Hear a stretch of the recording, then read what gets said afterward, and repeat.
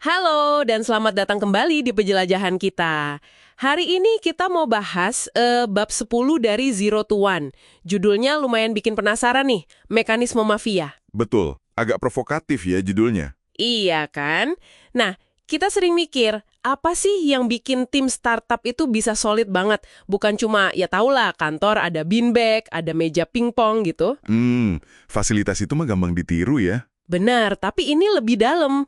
Gimana caranya bikin tim yang ikatannya kuat banget? Sampai kayak PayPal Mafia itu loh, alumni-alumninya masih saling bantu, masih bikin gebrakan baru, lama setelah PayPal-nya sendiri. Nah, itu dia. Kita mau bedah nih, substansi di balik kultur perusahaan yang beneran kuat itu apa?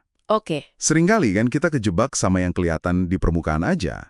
Tapi Peter Thiel ini bilang, setiap perusahaan itu ya sebuah kultur. Titik. jadi bukan sekedar tambahan ya? Bukan. Ini bukan soal tunjangan, bukan soal dekorasi kantor. Ini soal inti sekelompok orang yang punya misi yang sama. Itu intinya. Jadi fasilitas itu nggak akan ngefek gitu ya, kalau dalamnya nggak kuat. Sama sekali nggak. Fokusnya itu harus di hubungan antar orangnya sama tujuan yang benar-benar bikin mereka mau jalan bareng. Kalau itu nggak ada, ya perks itu cuma hiasan aja, kosong. Contoh PayPal tuh menarik banget ya. Thiel kan cerita, mereka itu nggak cuma lihat CV paling keren gitu. Nggak cuma skill di atas kertas. Iya, mereka cari orang yang beneran antusias mau kerja bareng tim yang itu, spesifik. Yang nyambung gitu ya. Nah, yang bikin nyambung itu bisa jadi bukan cuma target bisnis, tapi mungkin ya obsesi yang sama. Kayak, wah gila nih ide bikin mata uang digital baru.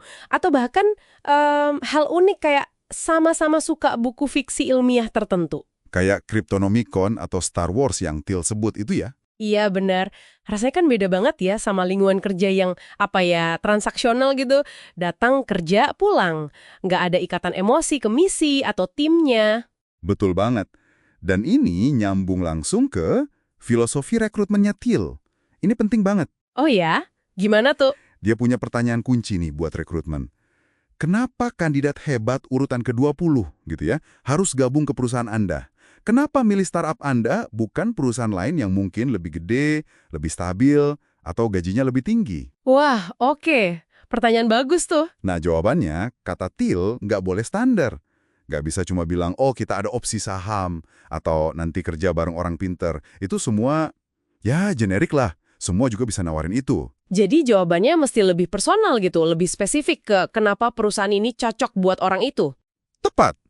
Harus bisa jelasin kenapa misi perusahaan Anda plus orang-orang di dalamnya itu kombinasi unik yang beneran klik dan bermakna buat si kandidat secara pribadi.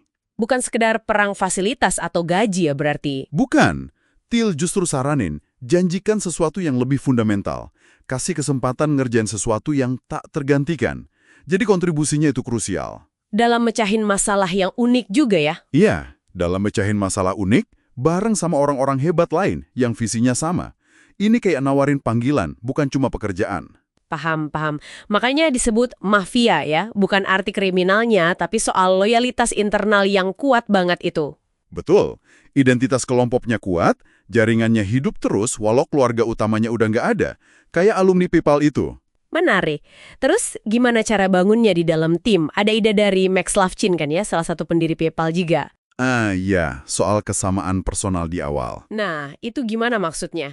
Biar timnya efisien gitu ya di awal. Iya, Thiel bilang ini bukan soal diskriminasi, tapi lebih ke efisiensi komunikasi aja di tahap awal yang krusial. Biar tim bisa gerak cepat, nggak banyak friksi dulu. Tapi, nah ini penting, ada penyeimbangnya. Oke, apa tuh penyeimbangnya? Strategi internal yang krusial banget. Setiap orang di tim itu harus punya satu tanggung jawab yang jelas banget, unik, dan nggak tumpang tindih sama yang lain. Satu orang, satu job desk utama gitu ya, biar nggak saling sikut. Tepat. Tujuannya yaitu meminimalisir konflik internal. Thiel pakai analogi yang kuat banget nih. Dia bilang konflik internal itu kayak penyakit autoimun buat startup. Waduh, penyakit autoimun. Maksudnya? Sistem kekebalan tubuh, yaitu timnya sendiri, malah nyerang dirinya sendiri dari dalam. Gitu. Ini bisa bahaya banget, bisa ancurin perusahaan dari dalam, bahkan lebih bahaya dari serangan kompetitor luar. Wah, dalam juga ya analoginya.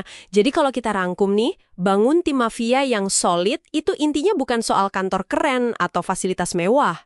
Bukan sama sekali. Tapi lebih ke gimana kita numbuhin keselarasan visi, nilai-nilai yang sama, punya misi bareng yang beneran jadi perekat. Dan peran yang jelas ya, jangan lupa. Jelas dan unik buat tiap orang, dari awal. Fondasinya hubungan kuat, bukan transaksi kerja. Oke. Nah, mungkin ini pas nih buat Anda yang dengerin. Coba refleksi sedikit. Gimana sih dinamika tim Anda sekarang? Hubungannya itu kayak kumpulan orang kerja buat target masing-masing aja? Atau beneran ada rasa kebersamaan kuat karena misi yang sama? Dan apakah perannya udah jelas atau masih banyak area abu-abu yang bisa bikin gesekan? Pertanyaan bagus tuh. Apakah masih sering ada, ini tugas siapa sih sebenarnya? Gitu kan? Iya. Dan sebagai pemikiran penutup nih buat Anda bawa pulang, tadi kan dibilang konflik internal itu kayak penyakit autoimun ya, nyerang diam-diam. Coba pikirin deh seberapa sering potensi tim atau proyek jadi nggak maksimal bukan karena kalah sama pesaing, tapi karena energinya habis buat berantem di dalam. Yang mungkin dari luar nggak kelihatan. Benar. Sering terjadi itu. Nah, pertanyaannya, apa satu langkah konkret yang bisa Anda ambil, mungkin mulai besok gitu, buat bikin fondasi tim lebih kuat, perannya lebih jelas, atau misinya lebih nyambung lagi buat semua? Coba direnungkan ya. Yap. Sampai ketemu lagi di penjelajahan berikutnya.